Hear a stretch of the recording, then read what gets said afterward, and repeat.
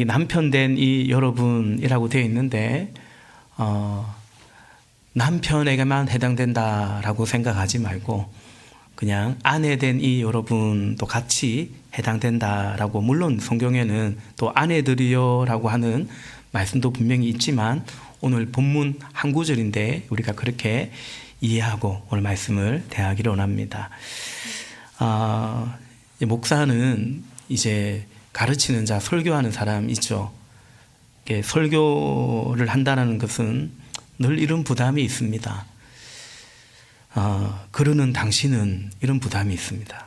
가르치고 선포하는데 그러는 당신은, 때로는 저 자신에게 그러는 너는 어떠냐, 피할 수 없는, 설교자에게는 피할 수 없는 숙명과 같은 하나의 자격지심인 것 같습니다.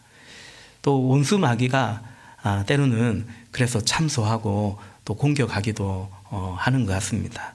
여러분이 또 기도해 주셔서 두렵고 떨리는 마음으로 늘 말씀을 전하죠. 우리 신학교 다닐 때 설교학 교수님이 설교학 교수님이잖아요. 여러분, 설교학 교수님이 가끔 채플에 설교할 때 굉장히 긴장하십니다. 왜냐하면 그냥 교수님이 아니고 설교학 교수님이잖아요. 설교학 교수님은 설교를 잘할까요? 못할까요? 여러분, 설교학 교수라고 해서 설교를 꼭 잘하는 것은 아닌 것 같습니다. 잘하시는데. 우리 신학교 안에 학생들은 그렇잖아요. 뭐 윤리학 교수님, 기독교 윤리학이 있거든요. 윤리학 교수님은 과연 윤리적인가? 뭐 이런 학생들의 조크가 있고, 설교학 교수님은 설교를 얼마나 잘하는가? 예배학 교수님은 예배 시간에 과연 얼마나 예배를 잘 드리는가? 그렇죠. 이렇게 앞에 선다는 거, 특히 목회자로 살아간다는 것은 늘 그런 부담을 안고 있어요. 매주 이제 화장실로 들락날락 거리게 되고 긴장하게 되고 그런 것 같습니다. 근데 가정의 달이 오면 이런 부담을 더 체감합니다. 부모를 공경하십시오. 자녀를 믿음으로 기르십시오. 아내를, 남편을 사랑하십시오. 마땅히 그런 말씀들이 있고 말씀을 전해야 되는데 나는 아들로서, 사위로서 부모님을 잘 공경하고 있는지, 자녀 가지고 장담할 부모가 어디 있습니까?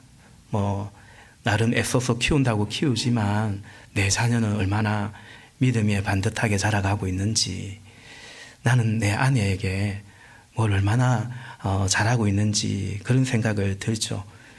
또 가정을 주제로 할 때는 신자들의 삶과 굉장히 밀접하게 되어 있기 때문에 이런 말씀을 전한다면 저분은 어떨까, 또 저 가정은 어떨까, 이런 생각이 들어요. 어느 목사님이 불의의 사고로 이제 자녀를 먼저 천국 보내고 나서 아직 그 슬픔이 채 가기 전에 그렇게 예배당에 앉아 있는데 이제 또 그날 설교는 자녀에 관한, 부모가 어떻게 자녀를 길러야 되는지 이런 얘기를 하는데, 어떻게 잘 길러가는 것은 둘째치고 자식 얘기를 꺼내는 것 자체가 민망하고 죄송스럽고, 그러나 또 피할 수 없는 또 그런 것을, 그것이 교회고 또 예배이고 강단인 것 같습니다. 그런 고민 속에서 기도하며 이 말씀을 전거합니다. 사랑으로 늘 그렇게 해주시는 것처럼 또 기도로, 그런 품는 마음으로, 그러나 하나님 앞에서 같이 주의 말씀 앞에 서가는 복된 이 예배 시간이 되시기를 예수님 이름으로 부탁을 드립니다. 오늘 말씀의 제목이 아내와 남편이라는 선물입니다. 원래 주보를 만들 때 최고의 선물은 아내와 남편입니다 라고 했다가 바꿨습니다. 최고의 선물은 예수님이지. 또 목사님 뭐야 이거. 최고의 선물은 예수님이지. 또 이래 생각하실까봐 하여튼 소심해가지고 제가 그 전제하에 최고의 선물은 예수님이다라는 전제하에 그렇습니다. 우리는 어린이 주일 오늘 선물을 전했는데 이 아이들에게 최고의 선물은 뭘까요? 엄마와 아빠. 그런데 다만 엄마와 아빠가 아니고요. 아이들에게 최고의 선물은 사실은 아내이고, 그 엄마와 아빠가 서로를 참 아끼고 사랑하는 그런 아내인, 그런 남편인 엄마와 아빠, 그것은 아이들에게 최고의 선물입니다. 그냥 제가 드리는 말씀이 아니고 2023년 몇 년 안 됐죠. 우리 초등학교 선생님들의 모임에서 한 그룹에서 1800명 아이들을 대상으로 리서치를 했는데, 야, 너 언제가 제일 행복하냐? 언제 제일 기분이 좋냐? 2등이 뭐냐면 갖고 싶은 선물을 받았을 때 19.6%입니다. 3등은 뭐냐? 친구들과 놀았을 때 14.4%입니다. 1위는 뭘까요? 1위는 엄마 아빠와 놀러 갔을 때입니다. 근데 아마 그 질문을 그렇게 달았던 것 같아요. 엄마 아빠와 놀러 갔을 때 그게 이제 45.8%입니다. 그럴 것 같아요. 그런데 제가 더 오래전에 오늘 자료를 찾다가 못 찾았는데 어느 아동 교육학자가 그런 연구를 했는데 자녀들에게, 초등학생 자녀들에게 언제 제일 행복하냐, 언제 제일 평안, 그러니까 안정감을 누리냐라고 했을 때 엄마 아빠가 1위가 뭐냐면 엄마 아빠가 서로 사랑할 때라고 대답을 했습니다. 그러니까 엄마 아빠가 나와 함께 놀아줄 때, 엄마 아빠가 뭐 놀이동산 데려가지고 좋은 선물 사줄 때, 그것이 1위라고 생각을 예상했는데 그게 아니고 엄마 아빠가 자기들끼리 서로 사랑할 때, 근데 아이는 그때가 제일 행복하고 안정감을 누린다, 그렇게 응답을 했습니다. 아마 학자니까 조금 더 심층적으로 그런 질문지를 만들고 했던 것 같습니다. 좀 매우 공감이 되고 동의가 됩니다. 저도 어린 시절에 언제 제일 좋았냐면 엄마 아빠가 서로 사이좋게 지낼 때였던 것 같습니다. 언제 제일 불안하고 두려웠냐면 엄마 아빠가 싸울 때였습니다. 저희 어릴 때는 우리 동네가 그랬는가 많이들 싸우시더라고요. 하루는 이 집 싸우고 하루는 저 집 싸우고. 근데 저희 집 만만치 않았습니다. 엄마 아빠가 싸우면 굉장히 불안하고, 우리 엄마 아빠 안 싸우면 좋겠다, 나한테 뭐 좀 잘 안 해도 좋으니까 두 사람 사이좋게 지내면 좋겠다, 이것이 저도 어릴 때 가졌던 생각이었던 것 같습니다. 장성한 자녀도 마찬가지입니다. 장성한 자녀도, 청년들도 부모님께 바라는 것은 여전히 그렇다라는 것을 보게 됩니다. 더 나아가 이 좋은 아내와 남편이 된다라는 것은 아이들에게도 선물일 뿐만 아니라 사실은 부모님에게도 선물이 됩니다. 오늘 우리 이제 은혁 형제 희주자매 결혼하는데 우리 장로님 이제 막동에 이제 장가 보내는데 뭐 바라겠습니까? 야, 선물 자주 가져와라. 용돈 봉투 하여튼 부부키 넣어서 가져와라. 바랄 수 있겠지만 무슨 말 하겠습니까? 여러분 결혼할 때 부모님이 무슨 말 하시던가요? 아무쪼록 잘 살아라, 그 말 하지 않습니까? 그러니까 아내와 남편이 서로 위하면서 잘 살아라, 모든 부모들의 바람입니다. 그게 안 되는데 부모를 공경해 본들 부모 마음이 무슨 얼마나 흡족하고 편안할 수 있겠냐라는 거죠. 그래서 여러분, 좋은 아내와 남편은 부모 공경에서도 부모님에게도 선물이요, 부모 공경에서도 핵심이 된다라는 것입니다. 근데 여러분, 오늘 베드로전서 3장 7절에 보면 이렇게 말하고 있죠. 우리 개역 개정을 한번 보십시다. 남편들아, 우리 같이 읽겠습니다. 시작. 남편들아, 이와 같이 지식을 따라 너희 아내와 동거하고 그를 더 연약한 그릇이요 또 생명의 은혜를 함께 이어받을 자로 알아 귀히 여기라. 이는 너희 기도가 막히지 아니하게 하려 함이라. 아멘. 제가 종종 주례를 하면 이 말씀 전할 때도 있는데, 남편들아, 아내는 더 연약한 그릇으로 알고, 근데 그 이전에 뭐라고 하냐면 지식을 따라라고 말합니다. 오늘 말씀 나눔지에도 들어가 있지만 지식이 필요합니다. 우리가 뭘 알아야 됩니다. 남편은 어떤 존재고 아내는 어떤 존재고 부부가 된다는 걸 뭔지에 대해서 아는 게 필요하고, 그리고 중요합니다. 지식을 따라라고 말하죠. 아내는 더 연약한 그릇이다라고 말합니다. 아내는 더 연약한 그릇. 그럼 남편은요? 남편은 그저 강한 사람일까요? 아니요. 아내는 더 연약한 그릇이고 남편도 연약한 그릇입니다. 결혼은 부부는 연약한 그릇과 더 연약한 그릇이 만난 것입니다. 그래서 결혼 생활이란 마냥 좋지 않습니다. 그러니까 연약한 사람과 그 연약함을 잘 도와줄 사람이 만나면 좋을 것 같은데 피차 지나 내나 연약한 두 사람이 만난 것입니다. 그래서 하나님은 우리를 어떤 존재로 창조하셨냐면 남자와 여자로 창조하시되 돕는 배필로 창조하셨습니다. 창세기 2장 18절 말씀에 여호와 하나님이 이르시되 사람이 혼자 사는 것이 좋지 아니하니 내가 그를 위하여 돕는 배필을 지으리라 하시니라. 아멘.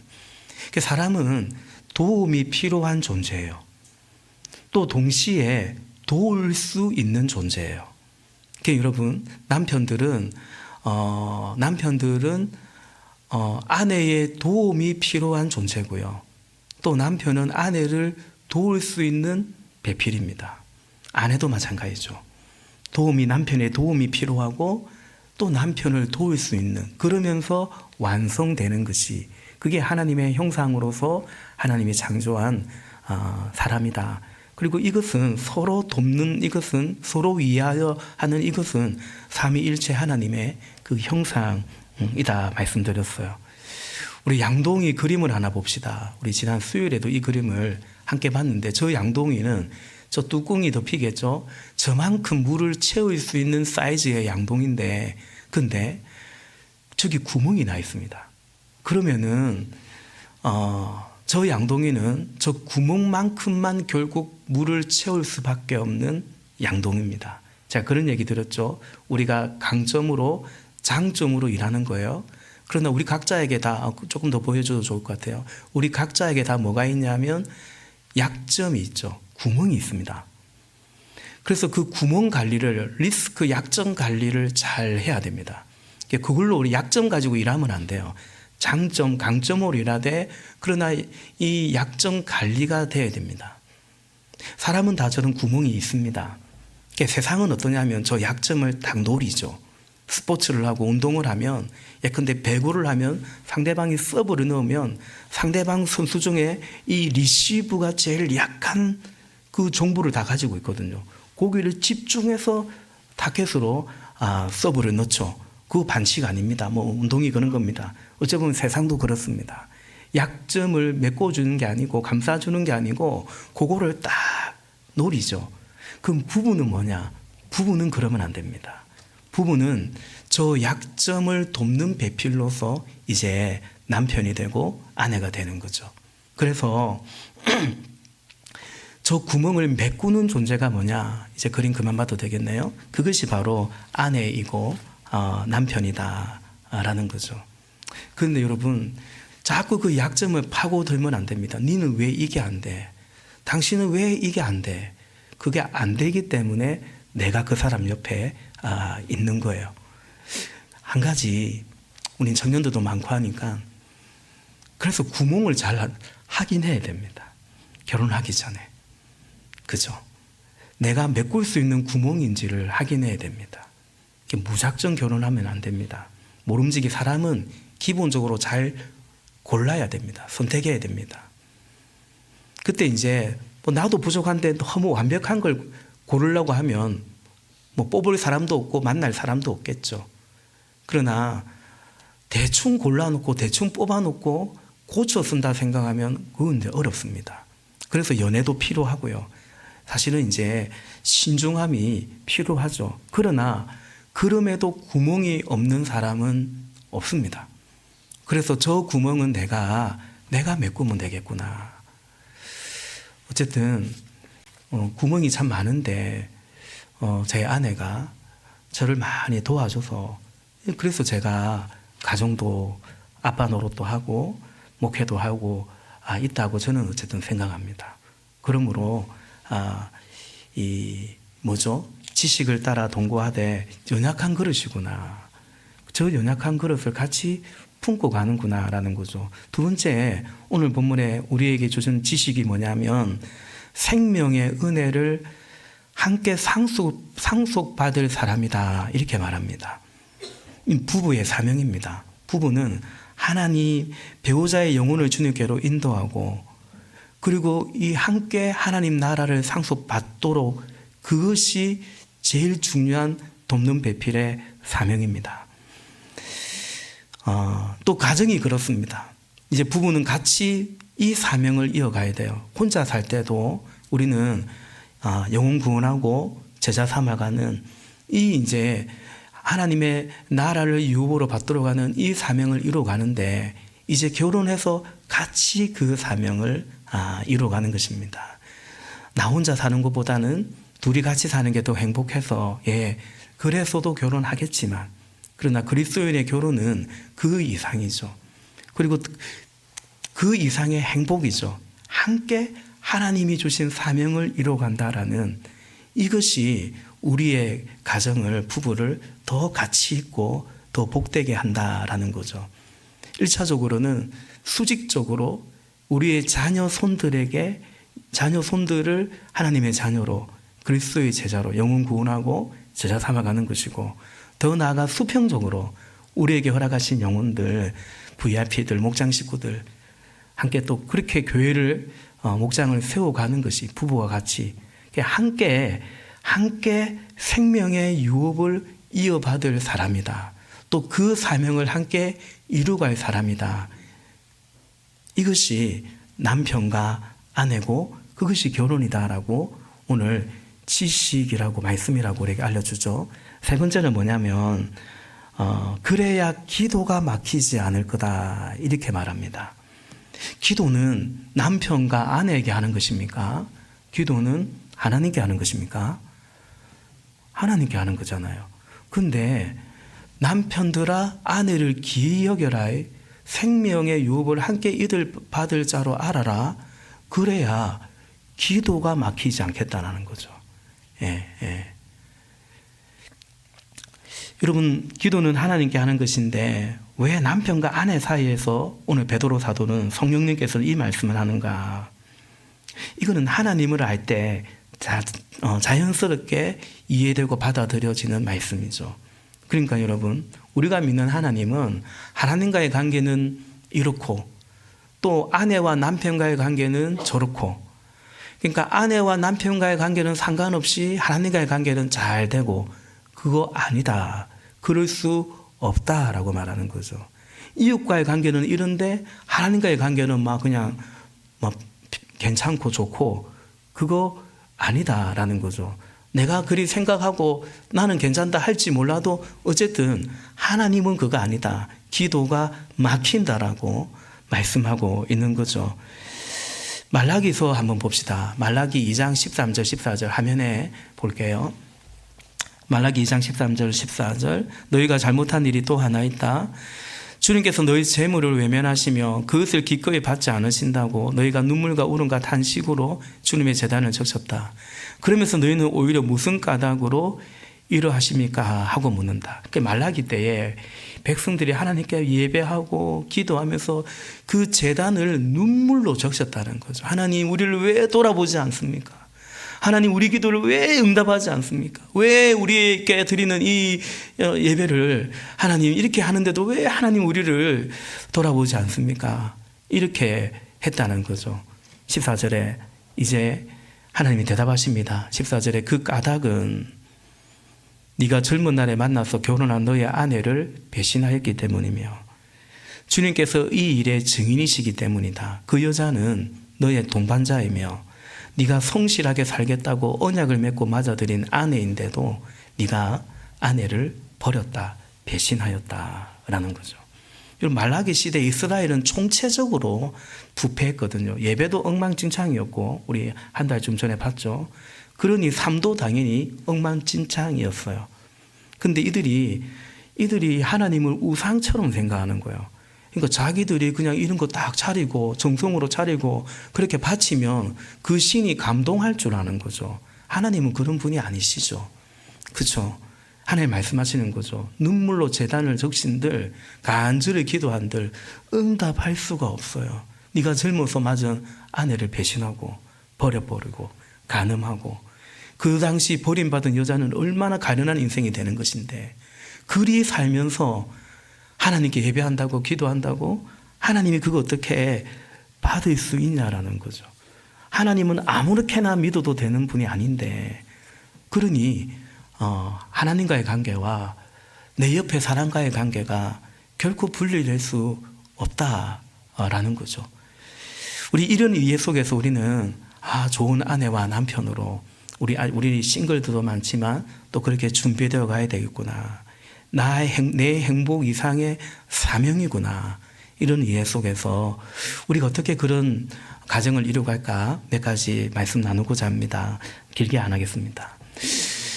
해법이라고 제가 말씀 나눔지에 적었습니다. 왜냐하면 우리의 본성을 거슬러 가는 이것은 어떤 면에서 우리가 해결해 가야 되는 것이기 때문입니다. 결혼하면 저절로 좋은 부부가 되냐? 결혼하면 저절로 좋은 남편과 아내가 되냐? 거의 그렇지 않습니다. 안 싸우는 부부가 잘 없습니다. 제가 청년들, 우리 여기서 결혼한 지체들도 많죠. 여기 젊은 부부들 거의 다 그렇습니다. 못 살겠다고 찾아온 지체가 한두 명이 아닙니다. 안 찾아온 사람이 별로 없습니다. 네, 그럴 줄 몰랐다는 거죠.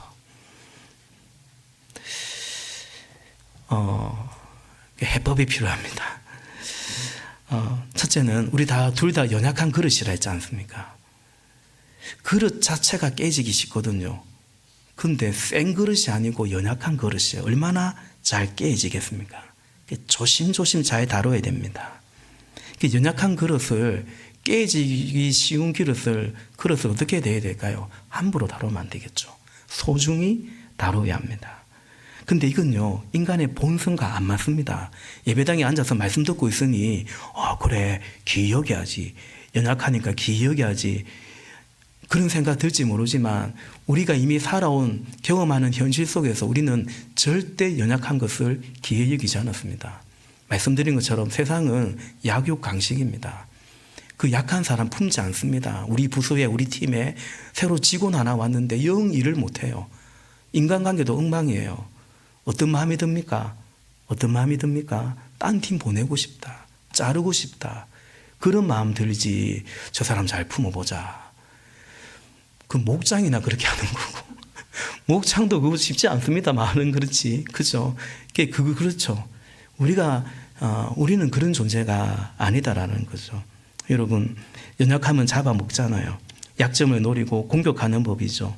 그게 우리가 이미 터득한 우리가 살아온 방식이었기 때문에. 그래서 여러분, 문제는 근데 결혼은 연약한 그릇과 더 연약한 그릇이 만났는데 어떻게 하면 좋을까요? 예수님이 필요한 거죠. 그러지 않는 분이 계시거든요. 약한 자를 품어주는 예수님이 계시잖아요.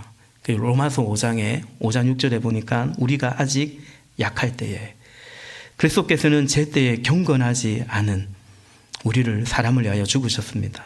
로마서 5장 8절에 우리가 아직 죄인 되었을 때에, 이렇게 예배하고 회개하고 그때가 아니에요. 우리가 아직 죄인 되었을 때에 그리스도께서 우리를 위하여 죽으심으로 하나님께서 우리에 대한 자기의 사랑을 확정하셨다라는 거죠.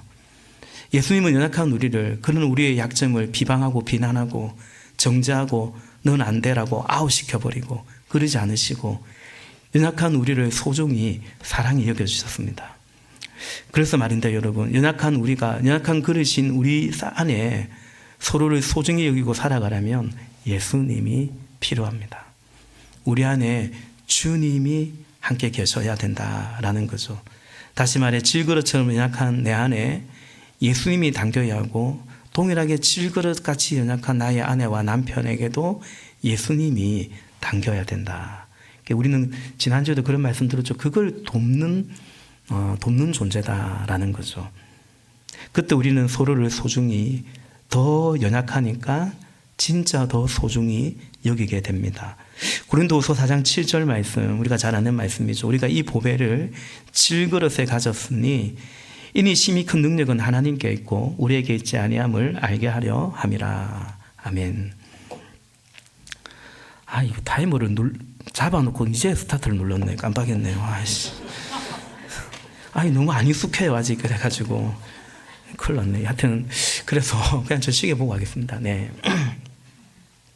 우리 질그릇, 연약한 그릇인데 고마 그대로 질그릇으로 있을 것인가?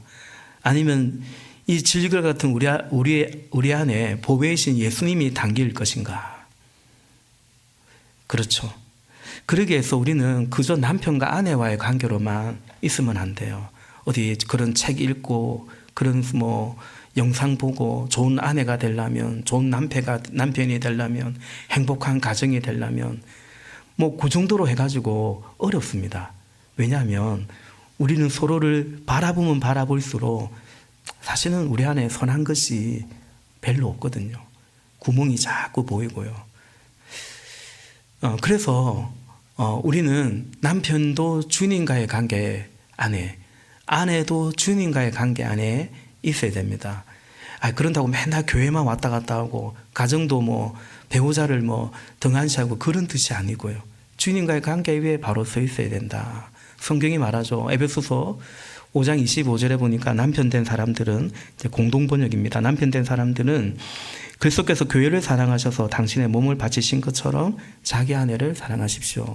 그러니까 결론은 뭡니까? 남편 된 사람은 자기 아내를 하래요. 근데 예수님께서 교회를 사랑하셔서 몸을 주신 것처럼, 생명을 주신 것처럼 남편 된 여러분, 예수님이 어떻게 교회를 사랑했는지 그렇게 아내를 사랑하라는 거죠.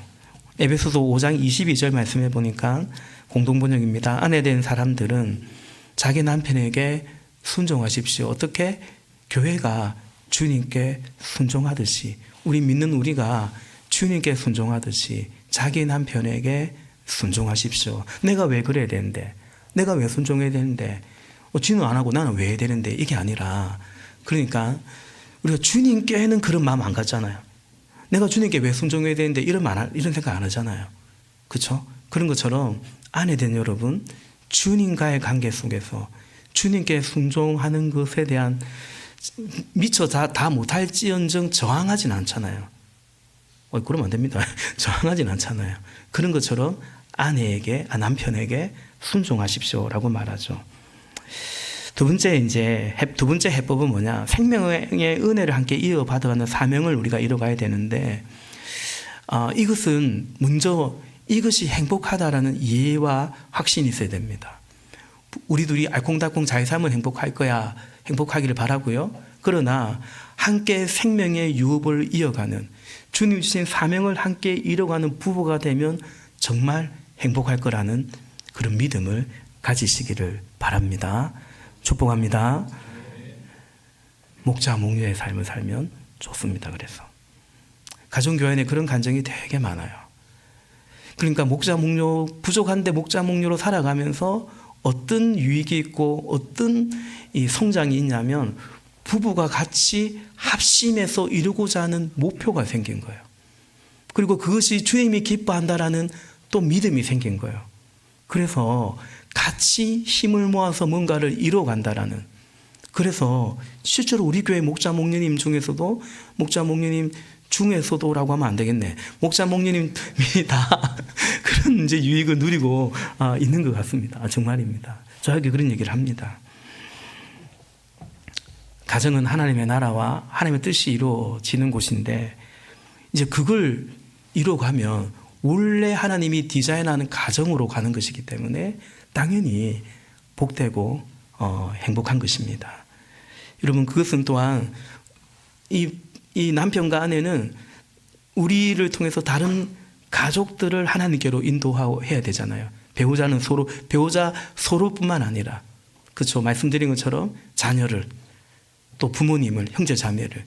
그럴 때 여러분, 좋은 사랑하는 하나의 말씀 안에 서가는 아내와 남편이야말로 이미 말씀드린 것처럼 자녀에게 최고의 선물이요, 부모를 공경하는 최고의 또 실천이요. 더 나아가 이 가정이 깨어져 있는 아픔 속에 있는 사람들이 얼마나 많습니까? 그들에게 남편과 아내가 우리가 주 안에서 서로 사랑하고 위하여 살아갈 때 그들에게 가장 좋은 전도 간증이요. 그리고 우리는 예수님을 제자로 삼아갈 때 보여서 가르치는데 그런 부부가 된다면 그죠? 가장 보여서 가르칠 수 있는 제자를 만들어가는 실천의 현장이 되는 거죠. 마지막으로 우리가 지식을 따라 아내와 동거할 때 오늘 본문에서 그래야 너희 기도가 막히지 않는다 말했습니다. 우리는 기도하고 또 기도를 이루어가는 삶을 살아가야 됩니다. 여러분, 이건 이제 같이 가는 거예요. 그러니까 어쨌든 기도가 막히면 안 됩니다. 기도가 막히면 안 됩니다. 그죠? 기도는 왜 막히냐면 기도를 안 해서 주로 기도가 막힙니다. 그러니까 막 기가 차는 거죠. 기도를 하면 기가 안 찰 낀데 기도가 막히면 기가 막힙니다. 기가 막힌 건 좋은 거잖아. 기가 찰 수 있습니다. 어쨌든 기도를 해야 됩니다. 기도를 할 때 사실은 연약한 그릇인 줄 알고 품을 수 있고요. 기도를 할 때 함께 하나님의 나라를 유업으로 이어가는 그 사명을 이루는 가정이 되는 겁니다.